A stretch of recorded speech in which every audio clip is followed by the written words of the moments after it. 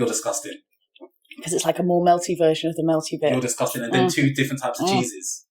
And then you butter the outside. Well, yeah, but that bit's toasty and like crusty. You're grim.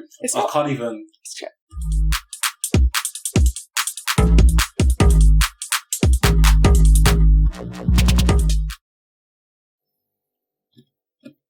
You tell me. Let's do it. Hello. Hi. Hi, and welcome to the Munch and Gas podcast. This is episode number 11. I did my research just now, so I know that it's episode number 11, so no beef, no hating. Today we have guest Fran. You're going to have to say it because I'm not sure whether you want your nickname, the full name, whether you want the first part of your full name, or You're just scared of pronouncing my name, is that what's happening? It's Francesca, right? Yes. Yeah, Francesca. I have you on my phone as Francesca PT. Yeah, that'll do. It's not even that, it's No. Fran. So, Fran Purefoy. Hello. Okay. Hi. Character. Super normal. Yeah.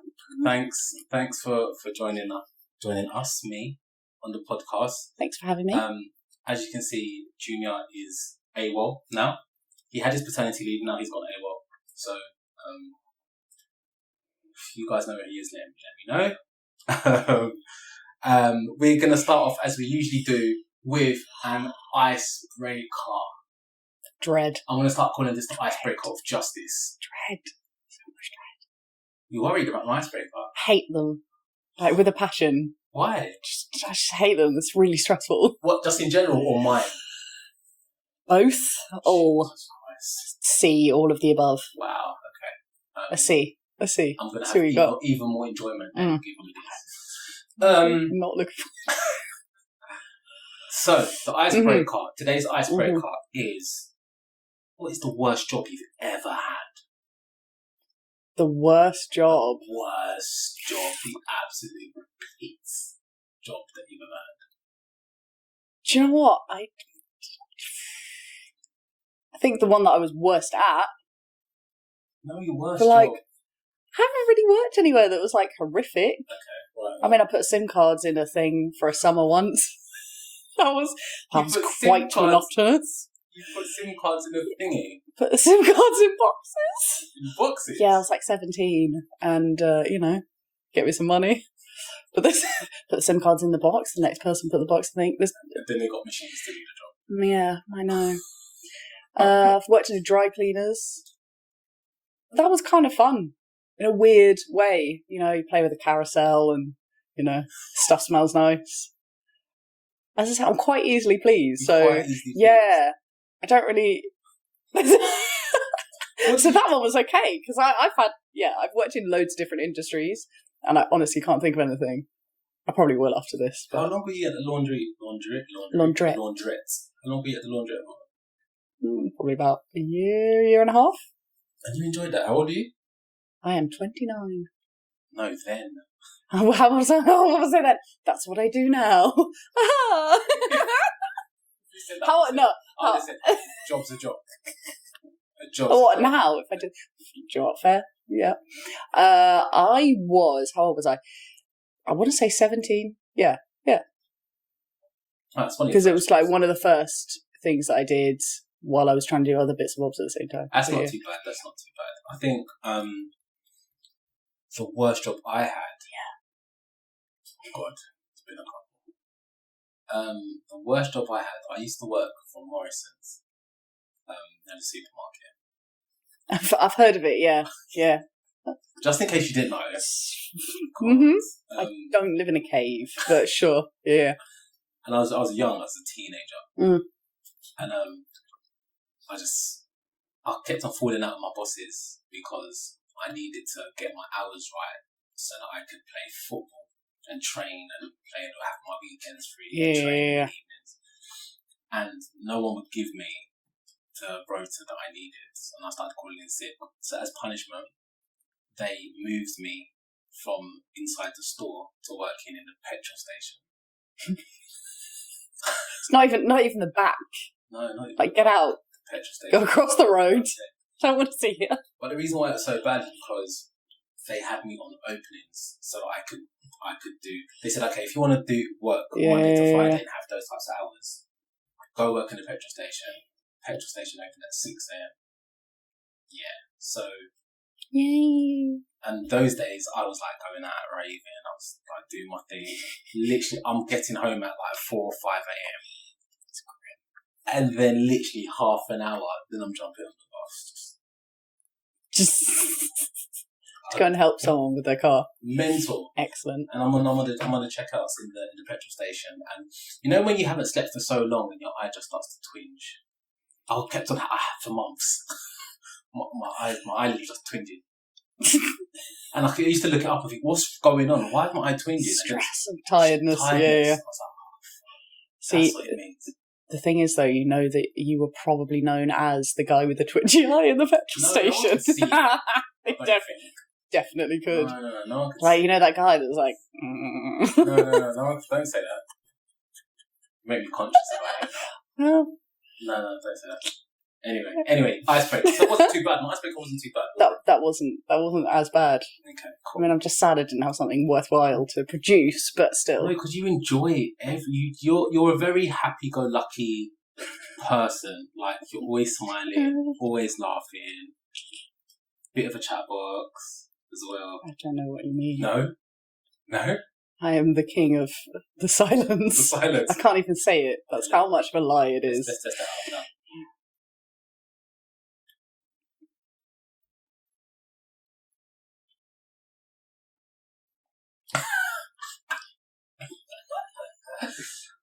Moving on. I win! Yeah. That's all I got from that. Okay. As you were. Anyway, continue. Moving on. All right, cool. Let's get into this. Mm-hmm. So you're PT. Yeah. How many of your clients... I'm glad you have a PT on, by the way, because like it gives us something fresh to talk about, like fitness and that sort of realm, especially with like COVID and what's going on with gyms closed and whatnot. Yeah. So it's interesting time for you, I suppose, personally as well. But something I'm interested in is how many of your clients are actually boys versus girls? Are they mostly girls, or like what's the difference for you? The ratio, at the moment, I would say 75% women, 25% men. And how do you typically get your clients? It does vary. Yeah. Lots of sort of word of mouth, people knowing me, or people seeing me in the gym or out and about is kind of like the main bit. Yeah. Sometimes referrals from other trainers. Things like that. But yeah, for the most part, it's me being present in an environment that then catches on, or you get friends that sort of say, "Oh, hey." Oh. And this, I take it like I know we were speaking a little bit earlier, but tell me a little bit more about how this whole, I don't want to even say the word of the virus. How has it affected you and like just the industry as a whole that you've seen? What's the impact been? It's definitely been just a big change, just a complete change. Things like going from face-to-face training and, you know, or in-house or one-to-one, or groups, whatever. Yeah. To then going, okay, everyone's online. And then having that element of some people just saying, do you know what, I don't want to do that. I'll wait till the gym's open. Yeah. Or whatever, you know. And it's like, I do understand that for most people having, you know, being in the presence of their trainer or their coach is, you know, it's a lot of the motivation comes from it and all that kind of stuff. But yeah, I mean, for me, it was hard transition. I mean, I just did it. I did it because for me, I just go, okay, it's my business. What do I do? Do I wait it out and see what happens? This was like the first lockdown, as it were. You know, back in March, I didn't give my clients an option. It always sounds like I'm just being really harsh when I say that. But I kind of, no option. We're doing this. Well, no, but it was just a case of, look, it's me saying, I'm not going anywhere. I still plan on training you. There's no reason why you can't keep doing what you are doing to reach the goals that you need to reach, to do what you need to do. Just because we can't do it in person doesn't mean that suddenly exercise and your health and everything else has just gone out the window. How did you force that through then? Please give me a scenario. So it literally just was, I think it was the 18th of March that the gyms closed. Yeah. So that was the final day, and it was like a Friday or whatever. And then I just messaged all of my clients and just said, hey, I'm going to download Zoom. I will see you next week. Same time as usual. Any problems, let me know. And did that stick? Yeah. There were a couple of people that, as I say, they wanted to wait it out. They would rather be in the gym. But honestly, it was about 98%. Nearly every single one of my clients just went, yeah, fair. Because they know that I can still train them. Yeah. And, most of them picked up some kit and got little, like, even if it's like some bands, resistance bands, or some dumbbells or whatever they could find before it went mental and you couldn't buy anything. Or you could for £3,000 a single plate. I've been had to get started. I ordered, I don't know if I've even told anyone about the story. I ordered some bands, but they weren't bands, they were like more sort of industrial strength type of, like bungees. Yeah. But they all had different weight things attached, like different colours had different types of resistance to replicate weights. I ordered it. When I ordered it, after I ordered it, I looked at the reviews of the site. That's definitely the right way around. Yeah. After I ordered it, I thought, no, this was too easy. And then I looked at the reviews of the site and I thought, scammers. I'm still waiting. And it obviously comes from like Asia, I think it was like Japan or something like that. So anyway, I started messaging them straight away. I was messaging their support saying, listen, I've seen your reviews, I read my equipment, blah, blah, blah, blah, a week, nothing. Messaging, 2 weeks, nothing. Messaging, 3 weeks, nothing. I messaged one more time and I just left it. They messaged me back saying, yeah, we have your order and it will be with you within the next, I think they said 14 days or something. This was like 5-6 weeks later. Please believe, 2 months later, I got a package from them. Do you know what was in the package when they sent it to me? I just have so many questions. What? Elastic bands. I feel so shameful. They sent me face masks. They sent me 30 face masks. What? I didn't even ask for my money back. I didn't respond to them. I didn't do anything. I just left it. I just left it. 30 face masks. The absolute take that you made me wait almost 2 months for this. And replied as well. And then sent me face masks. When that's not even... You're sending me what you thought I needed. Yeah, right now. I want this. Don't send me what you think I need. Just give me what I want. I hate people like that. Also, that is rough. That is rough. I mean... The thing is, I didn't even really complain because partly I was thinking, well, to be fair, I do. But I paid a lot of money for 30 face masks. I mean... Let's not talk about this. It's not funny, but it kind of is. All I'm going to say is, read the reviews and maybe don't order from... All right, Fran. Just going to say, look, I'm a fan of buying stuff from China, okay? I mean, I accept that it might take 3 months to arrive and may or may not fit when I buy it. But I know that prior to buying it. So, I'm all in. Anyway, let's get back to what you were talking about. It's interesting that you mentioned about your clients and them being brought into what you're saying and being motivated. What's your take on people's motivation and how that sort of fits in with getting fit and going to the gym and stuff like that? Do you find that you have to motivate people yourself being as a PT, or do you think it's you just sort of nudging people along, or is there like a fundamental issue with the motivational side of things, like the mental side of getting into a workout? Because you have to stay committed, right? Yeah, for sure. I'll be honest, it's a mixture of things, because I have, and I'm pretty sure any coach and any trainer and people in general will say everyone is different. And I'll have some clients that are happy just doing their thing. You know, they'll have our session. They know what to do outside the session because I've told them. And they, you know, and then they'll try their own little options and what works and what, you know, if they want to try something new, they will. And then they'll just tell me what they've been doing. And I'm like, love it. Love it. They're like, yeah, I did this thing. And I'm like, oh, it's amazing. And I love it. And then you do have the other people that just need more support. Yeah. And it doesn't necessarily come from one route or another. Like you'll find that some people that have had previous bad experiences with exercise or not doing it, or their health in general, and just letting it, you know, fall to the wayside, they can still be those people that will happily crack on their own. But then they can also very much be the people that want you to say, this is what you're doing, follow the steps, and I will be checking in, kind of thing, you know? And I definitely find that, client or not, people that I've been speaking to, friends, like everyone has been finding it really, really tricky in this whole COVID situation to get that motivation. Right.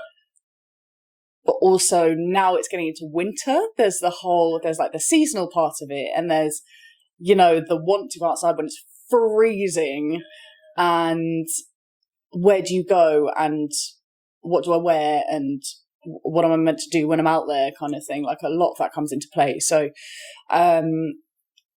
motivation levels from me, just it's a sliding scale. It depends. I just try and be there, you know. It's crazy because like I find that I'm quite a motivated, driven. Yeah. So, and the way I keep myself driven is by, whether it's at work, I'll pick a target that I want to achieve, and it might be, you know, hitting 100% of my quota, or it might be delivering better results than I did the previous quarter, or it might be someone who's really performing in a particular area. I might think, okay, I want to outperform them. Yeah. But I always pick something in my mind, and that helps me stay motivated to achieve the goal. Or it might be like if I go to the gym, I'll go to the gym because I think, okay, there's this, I won't say it because it's a little bit cringe, but there's this famous person that I think is my idol in terms of body, physique, and all that stuff. Yeah, so that's allowed. The face that's happening. Yeah, but mine is a little bit not cringe, but it's just a little bit. No one would imagine that this is the person that. Terry Crews. No. It's not Terry Crews. How dare you? How dare you? He's a beautiful man. How dare you, sir? Okay. Each to their own. Let's see you play the drums with your nipples. Okay, cock on. Anyway, continue. Yeah, so. So where was I? You throw me off. Your goals and your motivation. Yes, so and there's a person that I would like to try, whose body's physique I would like to get close to. So when I go gym, I have it in my head, okay, so these are parts of my body I want to work on because this is the target that I'm trying to get to. Yeah. But then I'll talk to some people, and it might be close people, it might be people like friends or whatever. And some of these people really have issues with staying committed or just building up the energy to even go think about it. Or just to go consistently, just to go once a week. They don't have that same oomph to just get up and do it, even though they know what results they could achieve. But then they complain about the way that they look. Oh, this is down the third. And I'm just, why do you think that is? Why do you think some people are like, just don't have that? And how, I know you said that you nudge people and all, but how do you, because that must be a stumbling block for you as a PT. it does happen a lot. I find it definitely depends on, because like you say, it's the same as with work. If you're a person who's naturally driven, or you know what is good for you, and you actually try to get there. So whether or not it's you're like a bull kind of thing, as in like I'm like, I know, don't. I went on a whole train of thought. Stop. Anyway, let me just try that again. So whether or not you're a person who full on goes, I don't know, who full on goes for a thing, shush. Don't pull in a china shop, a truck, I don't know. Things are happening, a steamroller. Okay, you done? Yeah. So rude. Anywho, yeah. Whether you're that kind of person that really, really goes for stuff in life, or less so, and that's not, you're not driven in that sense, it definitely plays a part in health, exercise, everything like that. So from a work point of view and a career point of view, the people that are more on it with their goals, they know what they want and they know how to get there, and will, even if it's like research or they have a trainer or whatever to help them get to that point. That's one type of person. And then you have the obviously variants of, but basically the people who are less driven or easily swayed or easily give up, or it's like the fad diet stuff. Yeah. Like there is something based on every possible food option or non-food option, or drink some air and sniff a ladybird. I don't know. Sniff a ladybird? I don't know. What? I don't know. And I don't even know where that came from, because there is nothing in here that looks like one. But that's, could be a thing. I'm sure there's someone on a mountain somewhere loving that. But, so, or more likely, cayenne pepper and maple syrup or whatever. Anyway. Those people are the people that actually just need a bit more education. Okay. And that's what I believe is one of the most important things, is helping people understand why. Mm-hmm. So not when people just go, oh, I need to lose weight because I'm fat or whatever. It's like, firstly, are you? Or is this actually just what you see? And physically and statistically, you're not. But there are a lot of people that are overweight, or they think they're overweight, or they're not happy with their appearance. Mm-hmm. They know exactly why they're not happy with their appearance. Oh, yeah. They know exactly what they're putting in their systems. They know all of this stuff, right? Mm. They still don't have the motivation to go to gym. But why? How can you be so unhappy and you're like, you carry on doing? Mm-hmm. Yeah, yeah, the same thing over and over again. But then when it comes to you, the fix is over there. The fix is over there, and the membership is however much amount, and you just need to go and sort it out. And they just don't choose to. A lot of it goes around your mental ability to sometimes handle change as much as anything else. Change management. Because a lot of people are happy. It's that whole thing. A lot of people are happy being unhappy. They're happy in their fear. They are happy in... They're comfortable. Yeah. Comfortable rather than happy. But that's the thing. You kind of like live in your turmoil and you're like, man, this is where I am now. There's no point in doing anything else. It's like, well, that's rubbish. That is true. But often people don't want to sit there and look at themselves and say, do you know what? I need help. It's harder to face the truth, isn't it? 100%. It's harder to face the truth because the truth hurts. And that's the thing. And you sitting there judging yourself, but actually looking at yourself going, do you know what? I can't do this on my own, or I need to do something different than what I'm used to. And that is going to mean not going out all the time, not eating rubbish constantly. It means moving more, doing more. And then, and then working out, do I do it on my own? Do I follow something? Do I download an app? Do I find a friend that's going to do it? But then they might drop out. I think you're right. I think it's hard because it's an emotive thing. Yeah. For you to be able to face that.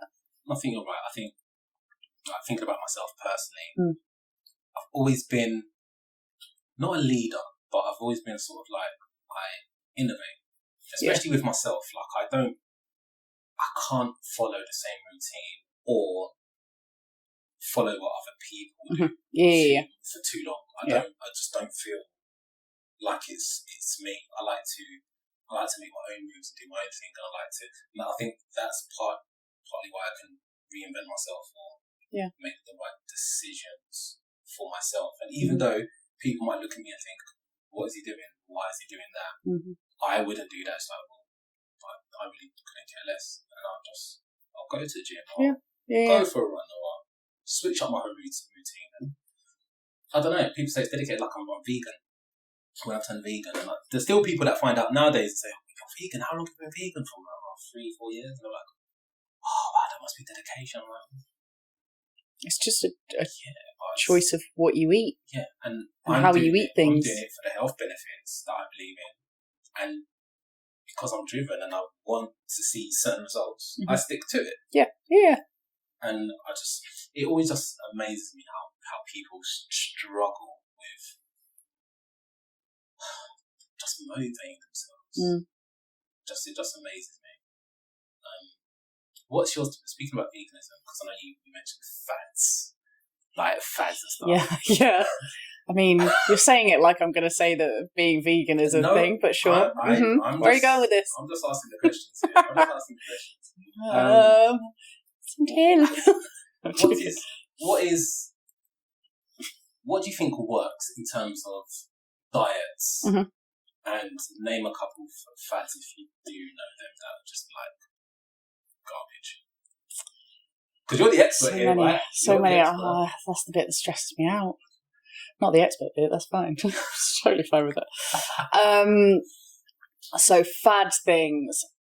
Honest answer for me, firstly, I know that there is the cayenne pepper and maple syrup definitely is one. Cabbage soup definitely is one. There's just eating raw food. There's the whole thing of intermittent fasting, which I don't. No. It's a thing. I'm just naming some stuff. Don't worry. It's got its place. I think it can be taken as one when people don't understand why you do it, what it's actually about.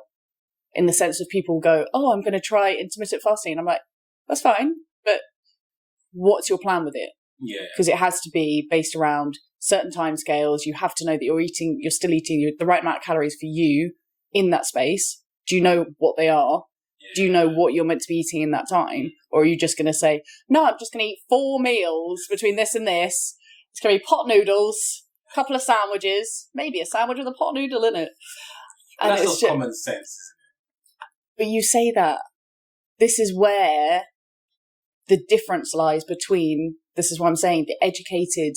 If you have the knowledge and you're willing to do the research on certain things, especially when it comes to diet, I think that for me is where it can be a fad or not, if that makes sense. I mean, some stuff just makes absolutely no sense to me and it's just ridiculous. I've just learned to eat the right amount of food for your body. Don't sit there and say, "Oh, I need to eat less food," and you're eating 800 calories, which is the equivalent of 4 bananas. You're like, "Oh yeah, your body must be fresh inside." Most of your clients want to lose weight. Varies. Again, I would say yes, more people as a general rule seem to want training for that reason, to lose fat. Because my primary thing is strength coach but actually be able to move in a functional way. So I like being strong. It's my thing. It's always been my thing. But I like to make other people confident in themselves and their abilities. So whether or not that is helping them to, move more to get rid of extra fat and all that kind of stuff and then build the muscle, or if it is just building muscle, or sometimes you get people with, I say sometimes, it's actually more often than not, people that actually have a smaller frame that want to put on muscle mass, which is as hard as it is the other way, because trying to get people to eat is actually pretty difficult. Okay, so I was going to ask, what's your basic rule for someone that's trying to put on muscle mass? What the basics that you would tell them to do? Train. Weight training. Do it properly. Don't hurt yourself. Do your warm-ups. Eat enough protein and drip feed it throughout the day, because that's how your body takes it in. You can't just eat loads of one thing at the beginning of the day and then no protein for the rest. It doesn't work like that. And I honestly, if someone's actually is properly trying to gain mass and all that kind of stuff and is kind of a bit more of a beginner, then just track things. Like it's more of I think it's more of just making sure that you are eating enough. Because so many people come to me and they go, oh yeah, that weird magic number of 1,200 calories, that I'm like, a baby eats that. Like, are you joking right now? That's not my breakfast. If someone's determined to make me sad for the day, that is how much I will eat. That is not a good time. Yeah, Fran is not happy, there's no food. I'm not a good tracker. I'm trying to bulk, but I'm vegan, so it's hard already straight away. And on top of that, I can't do protein shakes. Because my body doesn't. Vegan protein shakes I can't do because my body doesn't hold me down for so much. Yeah. It's not that easily digestible for most of them, I'll be honest. It's mad because I actually looked at forum online to check exactly what's going on. And it's a big thing. It's like a massive. There's fillers and stuff in loads of them, and it's sugars, different sugars. And just like extra stuff. Yeah, so like, and it says you need to find one that basically doesn't have that sugar content stuff. Yeah. And but I still haven't found the vegan one that has that. There's one that I really like. Am I allowed to say? I'm like, say what I want. Woo! Have you tried that Huel stuff? Oh, Huel, I have tried. Because that's vegan. I didn't like it. Did you not like it? What? Because of the texture? Someone said to me it was like the remnants of Weetabix. Because that's what makes me throw up. I do it in the like the blender, like what's that thing called, NutriBlend, whatever. Ice cubes, water, that stuff. Woo! It's nice. So you're saying that doesn't have any of that nasty sugar coating stuff, you know? But some of the people I used to work with, definitely low amount of anyway. Some of the people I used to work with used to take that as a meal replacement because that's where you can use it as a Huel can be used. Yeah, as a meal replacement. You're not meant to. Is it? Yeah, it's meant to subsidize. Substitute. Not substitute, no. Because there was a thing recently that I read about that company and the fact that literally the main guy was like, this isn't meant to be you skipping meals and just having shakes all day. It's meant to be as an addition. It's like potentially, if you're a person who has rubbish breakfast or breakfast that doesn't have much in it, that has got loads of nutrients and fibre and and all that stuff. But it's not meant to be instead of all the food you're meant to eat. You're meant to eat normal food as well. Okay. So, you're the expert, you're the PT. Let's say I'm a client. I was a client.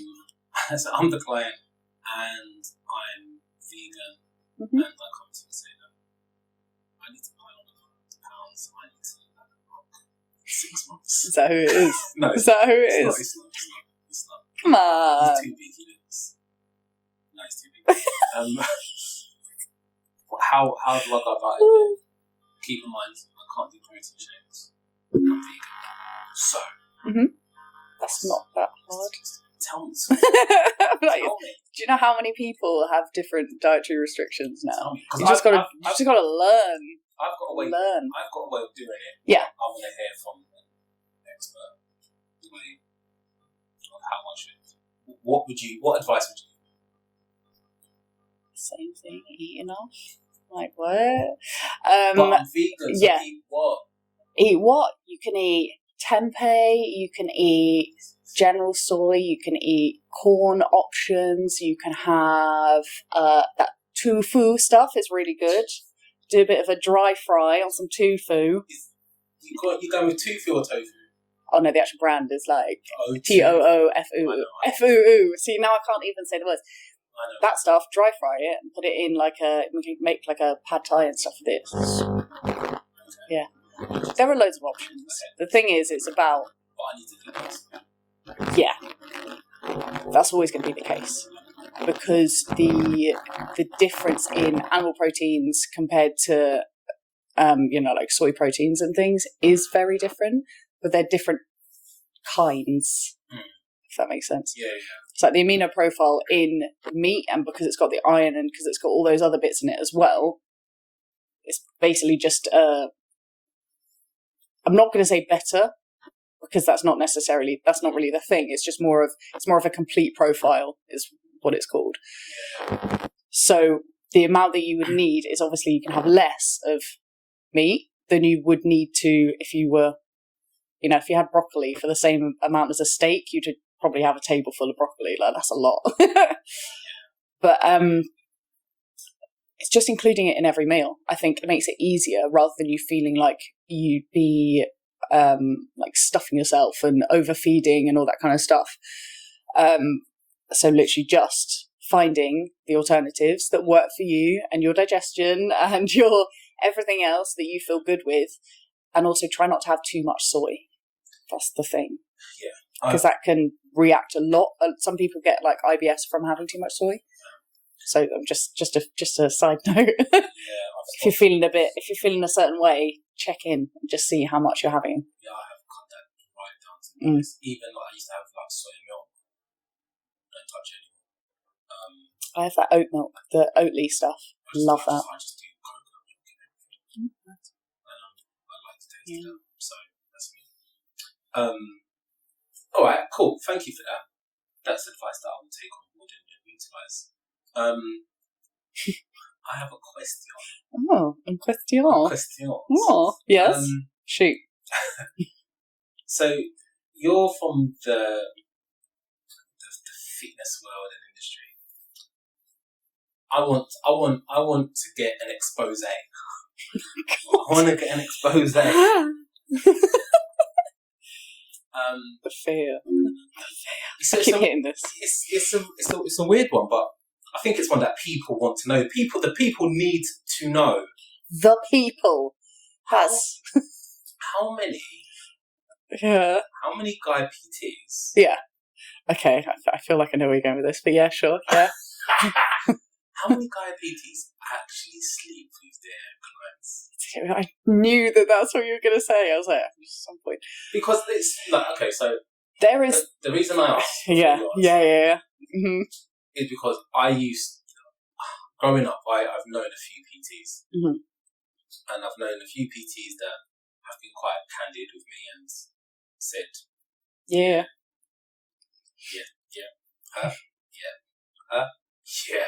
like that type of stuff, right? And and I know some PTs that just seemed really close with like certain clients, but they just didn't know, they're not doing anything. Yeah. And I've heard like some horror stories as well from like relationships from like women and blah blah blah blah blah. So, expose. What's it from your perception, from your opinion, what you've seen, people that you know? Yeah. Is it widespread or not?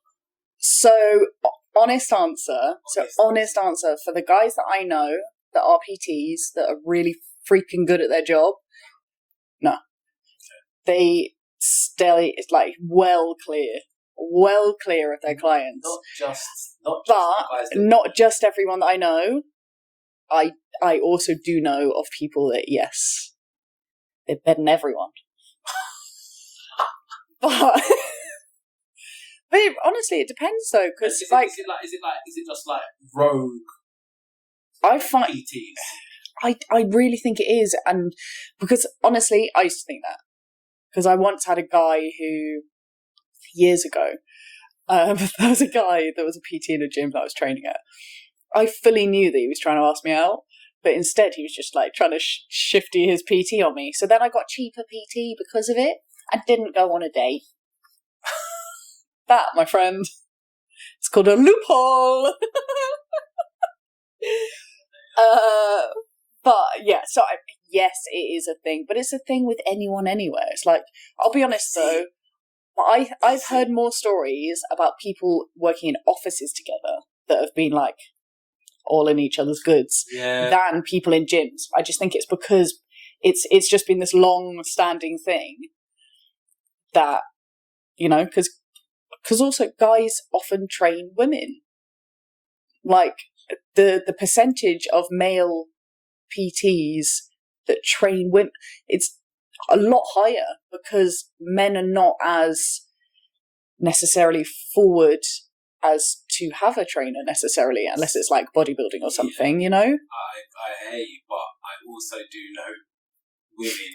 But I also do know both. Purposely go and hire a certain looking type of PT and then go and gas to their friends. Yeah, I've got he's on PT, blah, blah, blah, blah, blah. Knowing full well that if it's offered, like, and they'll wear whatever, get up or whatever, and they'll go and train. But the intention isn't even part of the intention might be to get fit or a little bit toned or whatever. Yeah.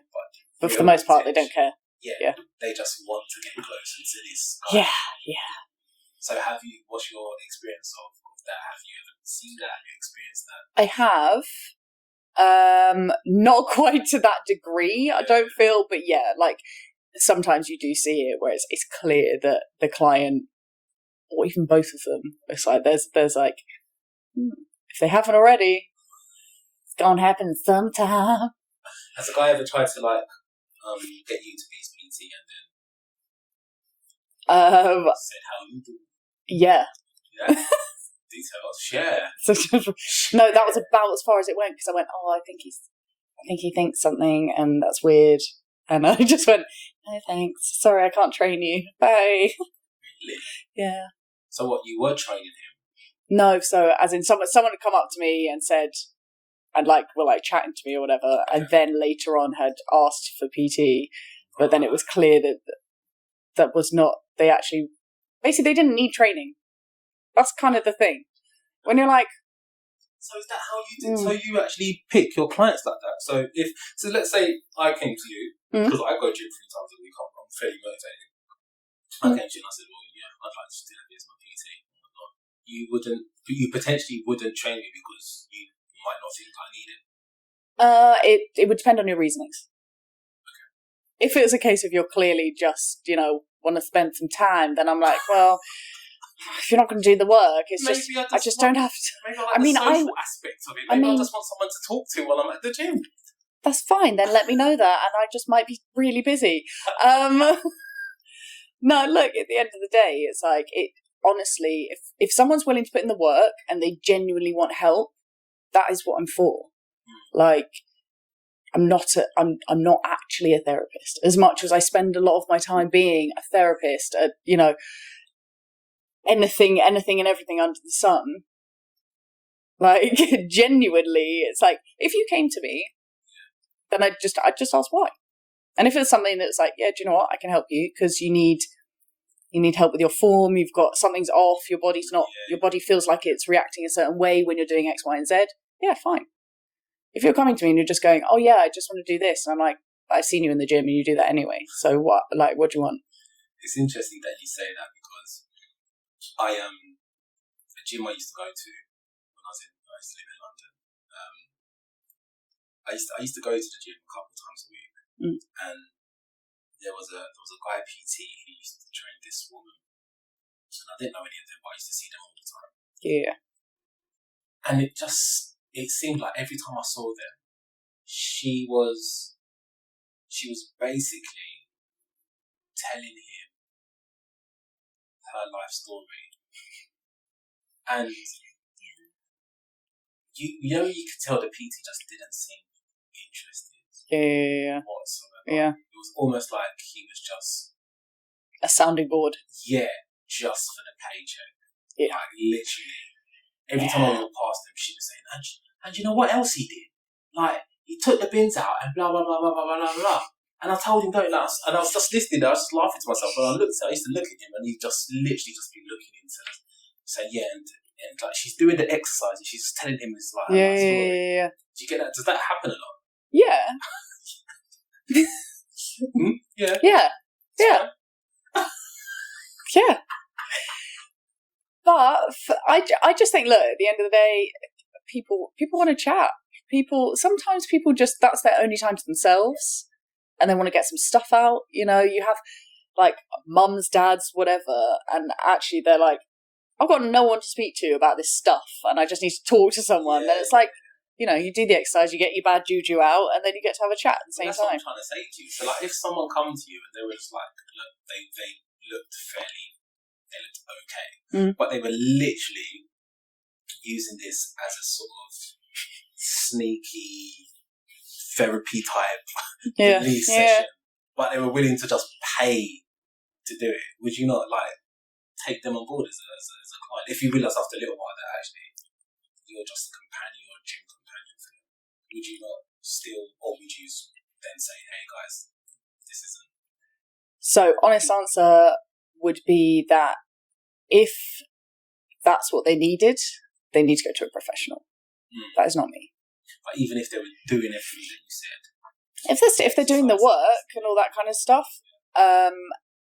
again, depends how much.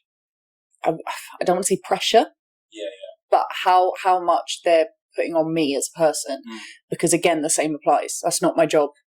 You know, I'm a very empathetic person. I've been through a lot. I know a lot of people that have been through a lot.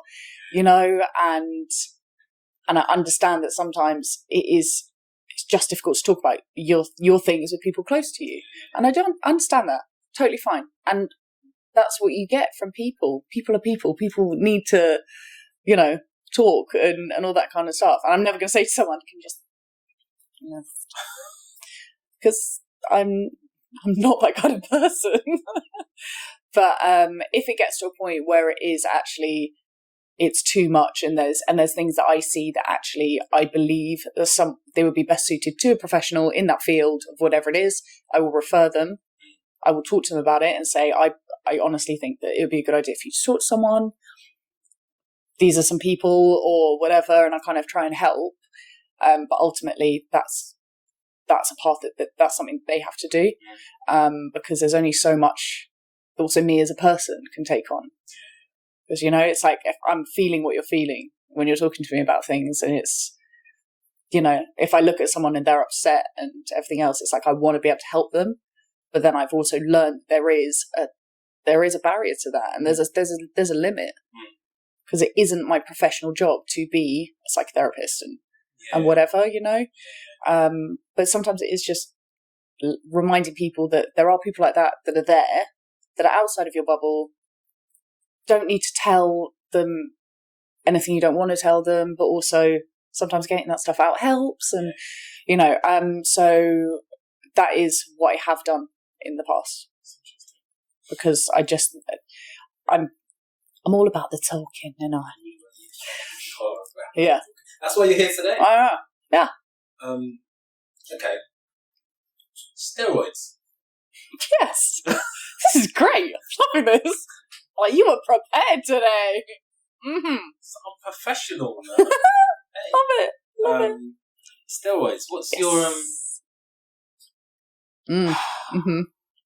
This is a topic. I don't want to ask you what your view on it is, because I'm pretty sure I think I know what your view is on it. But is it rife in gyms or the gyms that you've worked in? And can you tell when a guy is on it or has been on it? Like, what's your take on the whole steroid scene? Because there is obviously a big steroid scene. Yeah, I mean, there always has been, there always will be, in pretty much every country. Like, you know, where there are sports of any kind, or a need to look a certain way aesthetically, it's going to exist, right? So yes, rife, and yes, you can tell. How rife and how can you tell? How rife depends on which kind of gym you go to or whatever. Like the weightlifting gyms, I guess the power gyms, they're all like. And it depends if people are doing certain comps, or whether it's bodybuilding or strength or whatever. Because for some people it's the strength side, for some people it's the aesthetics. So like cutting down the fat and, you know, building the muscle quicker and and all that kind of stuff. And so, yeah, more of, I would say less the commercial gyms. Still definitely exists, trust me. But less so because it's not as open. Whereas you'll go to certain other gyms and it's like, you can talk about it with anyone and it's just normal chat. I've been offered. Like you can just ask people or they'll off. Yeah, exactly. I've been offered it, but I was actually offered it by a PT. I have heard of people doing that as well. Yeah. Yeah, I was That's how some people get results.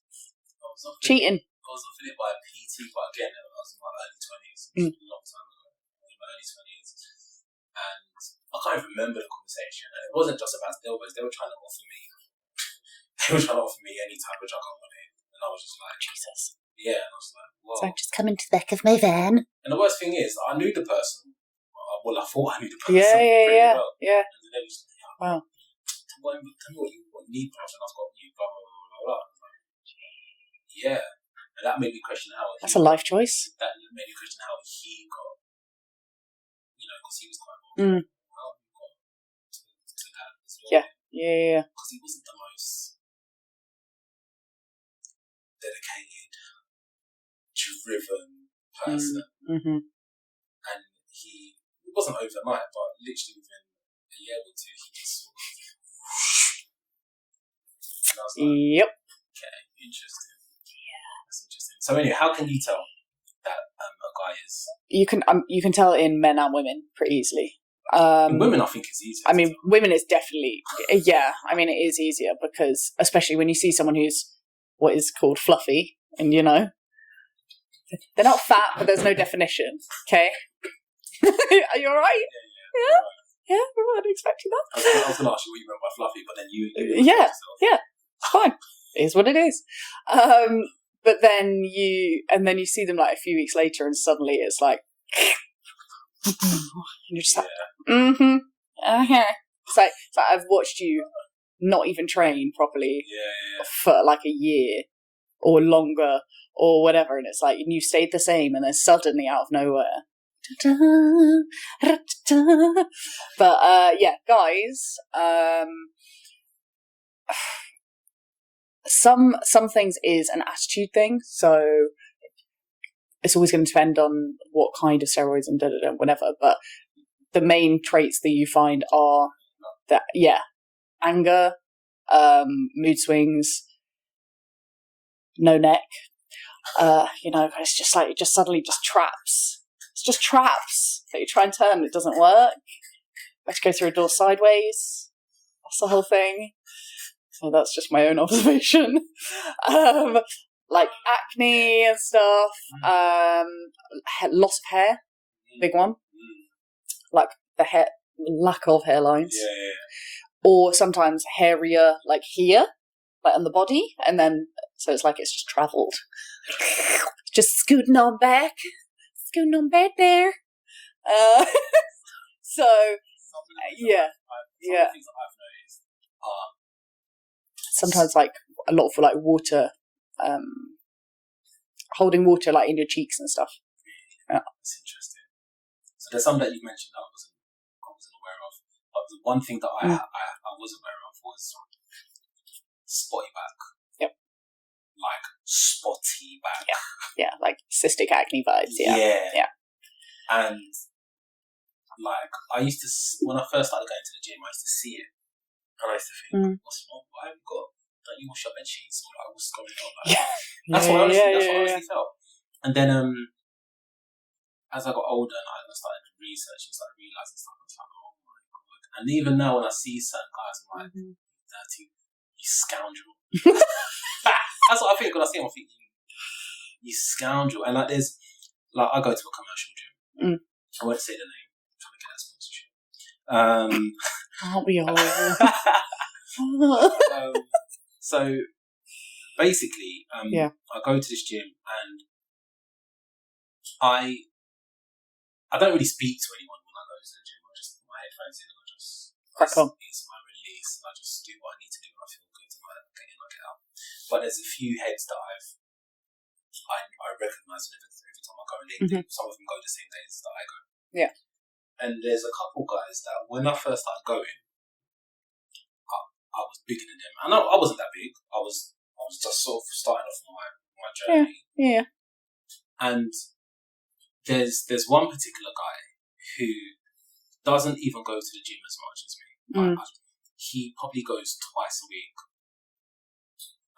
And literally over the space of, he went missing for about a month. Okay. Yeah. Before he went missing, I was bigger than him. A month later, he's come back to the gym. And I went to the gym one time and he was like doing workout next to me. He was actually doing some squats and stuff. And when I tell you, his chest is like here, like shoulders are like, he's like almost, it's like a balloon. He's about 2 inches bigger than me now. And I was maybe an inch bigger than him. Now he's 2 inches bigger than me. And he was only missing for like a week. And like you can see the definition, and he was a bit chubby, just borderline chubby, and the chub has just gone, disappeared. Yeah, he's like, you can start to see like his waist. Yeah, and I'm just looking at him like, I go to the gym and I kill myself. Like every exercise I do, I exhaust my muscles, I destroy myself, and I'm trying to eat as much as possible, and I'm growing. Yeah. And I look at him, I'm like, what is it that you're doing? And then I think, maybe cheaty little so-and-so. But before I was speaking to you, I was thinking maybe he's just on shakes. Maybe he's just taking loads of protein shakes. And now I'm thinking maybe. If you are eating the right amount, you have to be training the right amount. You know, it's energy in, energy out and all that. Yeah. So, sounds like a big old no to me. Like, that is some, And then he's had a little bit of help. There are a couple of other guys that turn up that you can tell they're on steroids. It's like, and they're always angry. Yeah. It's always angry. Always angry and always eating, but still angry. Always angry, just trying to stare me out as I'm just moving to the next. But you know, sometimes that's just because they've just zoned out, but you feel like they're looking at you, but they're not. I basically hadn't been there for a while, and I went to the gym and it was really busy, and I needed to use the Preacher curl. What's called? Bicep curl. Bicep curl, but it was on the resistance cables. Got ya. Cables. I can do this. Woo! Naming stuff. Yeah. So I went over to the machine. There was no one on it. The rest of the gym was busy. There was no one on it. Put my bag down. Set the limit. I started using it. Yeah. Next thing I heard was, "What are you doing?"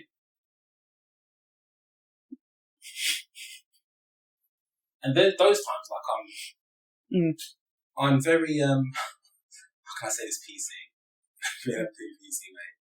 I'm just not a prick, basically. Sometimes it's hard, isn't it? Yeah, I'm just not a prick. So don't talk to me like a prick. So anyway, he's like, "So what are you doing?" I turn around and some short, bulky guy goes, "I'm on that machine. I've only gone over there to speak to my mate.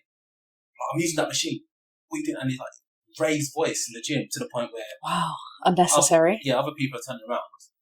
And I just looked at him. I said, "No one was on the machine. There was no stuff here." And he goes, well, I'm on it. I looked at him. I said, "All right, well, I've got 3 sets left." I just stared him out. And he's like, he wanted to say something. I just said to him, "I'll let you know when I'm done." Right thing to say. And he was like, it's the right thing to say. And he sort of walked off. Yeah. Finished my set. And then I got off it. I didn't even tell him I was done. I just got off it when I was done. I mean, why would you? Yeah. I moved on to a different machine.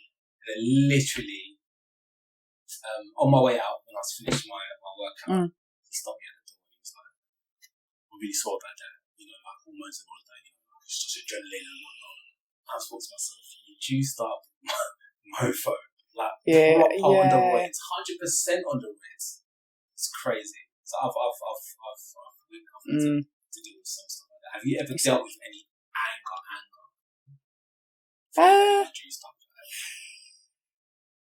Not so much at the gym, no. Yeah, well, I've come across people in like general life, and you're just like, you need to calm down. But do you think that's right, or do you just think that that's just issues? Oh, it's probably all of the above. I'll be honest. It's hard to tell sometimes, you know. Do you? Because you're a happy-go-lucky person. Do you? I try. Do you ever have rage? What makes you like? What gets you peed off? Because I can't imagine anything worse. Things do. It does happen. I'll be honest. It's mostly other people's inconsideration. There's so many, but like in that situation,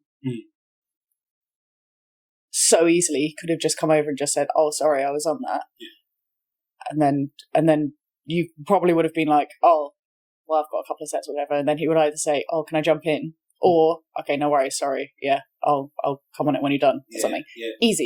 Easy situation, fine. Like you say, don't come up and talk to someone like they're a certain kind of person when you don't know them or anything like that. You don't know anything about a person. This is in general. People's assumptions bother me.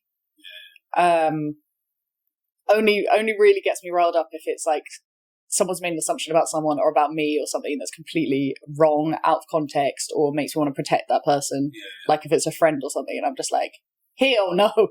But inconsideration is kind of the thing, but yeah, just dishonesty in a person in general. It's not going to get me riled up. No, it does. Yeah. No, it's more of, look, my way of dealing with things is not to get angry and throw a fit and do that. So it's just not, it doesn't help.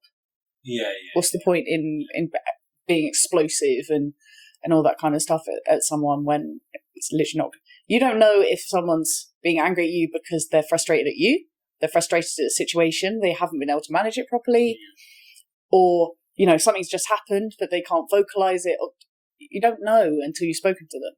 If it turns out something dumb, then, you know, so be it. But I try not to, but when I get frustrated about things or situations or whatever, the main thing, go and move, go and do something, put my headphones in, put something loud on, and I exercise, or I just go for a walk, whatever. Usually I have to like lift something heavy or go to boxing or whatever and just, you know, get punched in the head by my coach, because that happens more often, I'll be honest. But I try. Yeah. It's a difficult one to say, because yes, things get to me. I am a human being. Yeah. But it's about how I react to them. That is how I have chosen to do things. That's the issue for most people, isn't it? It's how you react to things, and not everybody reacts the best way, but people try to handle things, I guess, the best way that they can. Yeah. Or they handle things with how they've always handled things in a comfortable way. Yeah. Which doesn't always work. Yeah. Exactly. Yeah. Interesting. Okay, cool. So you're into the whole fitness thing, gym, lifting weights, strength. That for you is pureness, it's goodness, it's you looking after your body and stuff like that. Wholesome. What's the worst thing? The most unhealthiest thing that you put inside your body? It depends on the day. I like a donut.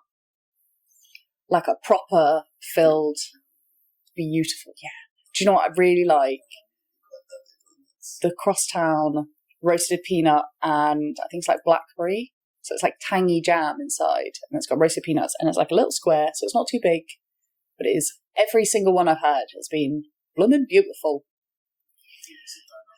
So, especially in London, they do some amazing. Yeah, they do. They do. They do. And that's the thing, Crosstown, I think most of them are vegan, right?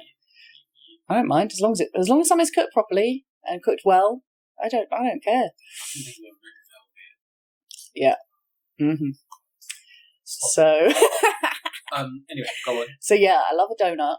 I don't have them that often, but I do love a donut.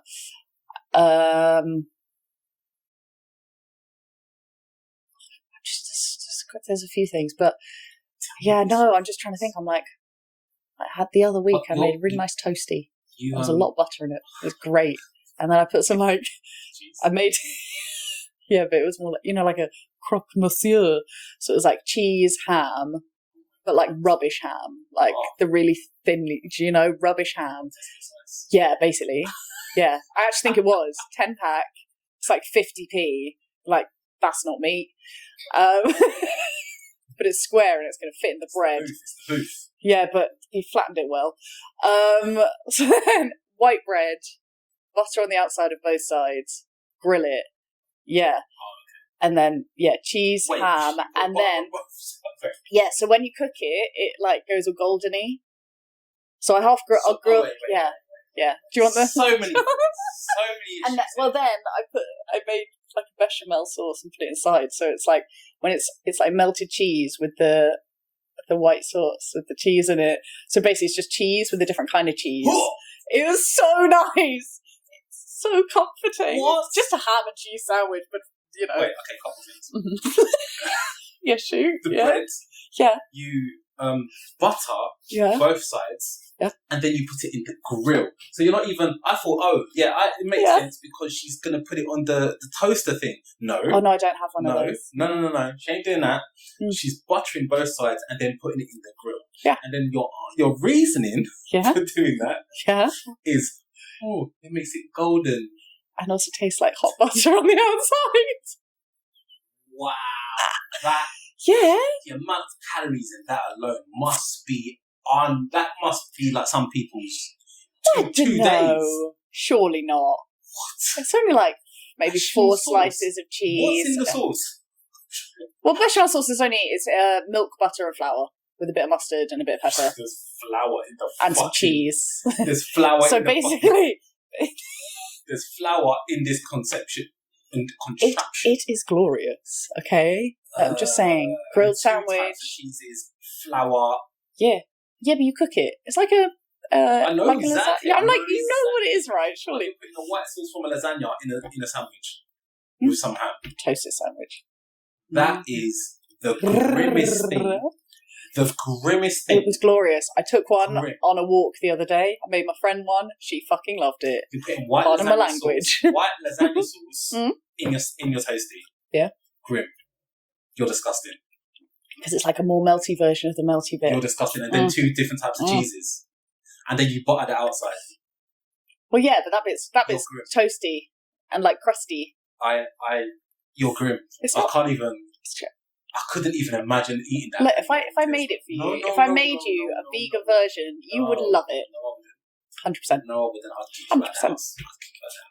Tell me that people don't go, oh, I love a toasty. With ham and cheese lasagna toasty. Sauce on it inside. Why did you call it that? Not even the red sauce, the white sauce. I mean, if you put that in, it's ridiculous. That's unacceptable. Grim. That is so It's a croque monsieur. Look, you asked me the question. I was honest. You're grim. I train hard so that I can eat stuff. Also, I'm a human. So my thing is, I don't just, I eat proper food, and every now and then it's fried. But you eat, what type of meats do you eat as well? I obviously eat. Not really. Not often. What you do eat it? I mean, I'll eat it, but I don't buy it. I don't buy bacon or anything. I've been around a lot of people that don't eat it and things like that, so I've kind of just a thing. Other than, I eat anything. Okay. So my whole thing with that. Don't necessarily buy it or cook it, but I'll eat what I'm given. My whole thing with that is then, okay, so if you're so into the fitness thing, that care about your body, right? Mm-hmm. Why don't you care about what you put into your body? Because that surely is more important than strength training or anything like that. Because what you put into your body, just because it's like, I think what a lot of people do is if it's outside, it's out of mind, and they don't think Yeah. ramifications. Obviously, everybody's body's different and whatnot, but there are certain things that I think people do or neglect that have real harmful impact on their body, and they might not see it now. They might not see it in 5 years, but over the course of time, it's going to catch up. Yeah. So, completely agree with you. Yeah. Why don't you then treat what your intake is a little bit more seriously? I mean, I do. What the things that I cook everything. Everything's homemade. I don't buy things, every now and then I'll buy a sauce or I'll buy whatever. Yeah. But for the most part, if I'm buying meat, I'm trying to be careful what kind of meat it is, where it's come from. I don't like to buy the really, really cheap stuff. I prefer vegetables that are clearly grown as they're meant to be grown, things like that. Like, I grew up in the countryside. I understand preparation of food, everything from meat, fish, vegetables, everything like that. So I do. I just don't. I'm not strict with it. So it's not that I don't care about what I eat. I just eat. I eat properly. I eat proper food. It's just that also I am a human being, and every now and then, if I want to have a pie, I'm going to have a pie, or if I want to put in, But I do try to be aware of the things that I'm choosing, where they're from, and like how they got to that point, how they're harvested, or how they're obtained. And that's just because that's what you should do. So for the most part, I try and eat all the colours of the rainbow and all that stuff. I eat the things that work for me. But then there is also the element of sometimes it's a case of, do you know what, it's quicker and easier for me to make chicken whatever than make a whole curry or do this or do that. So, I could end up with a bowl that's just got chicken in it and all the spices, and then it's just got like some spinach. Yeah. That depends. So okay, so it sounds like I'm just not strict in the sense of the timings that I eat and that kind of thing, but I do care about origins of it and the cooking of it and all that kind of thing. So I guess you think that, in your opinion, like meats are in general safe to eat, and like as long as you sort of selective with where you buy them from or quality, I guess. What's your take on that? It's a hard one to answer, is the honest thing, because no, I don't think that every single thing is the quality that it should be and the quality that it's labelled at. I don't.